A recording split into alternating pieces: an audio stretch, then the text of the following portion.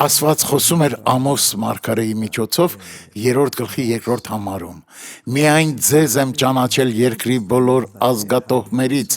դրա համար ձեզ պիտի պատժեմ ձեր ամեն անօրենությունների համար։ Այնուհետև նա շարունակում է 3-րդ համարում, որը այսօրվա ուղերձն է. Միթե երկուսը կգնան միասին, եթե համաձայնված չլինեն։ Կարծում եք Աստված կպաշտպանի ձեզ, եթե մեղանչում եք և սխալ բաներ եք անում։ Եթե դուք չեք կարդում Աստվածաշունչը, եթե չեք աղոթում կամ չեք փնտրում Նրան, ապա ամեն ինչ ավելի վատ կընթանա։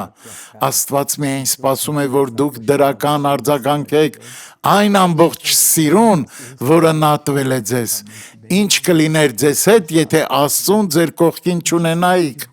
Նա հարցնում է ձեզ. կարող են երկուսը միասին քայլել, եթե համաձայնության չգան։ Տեր Աստված,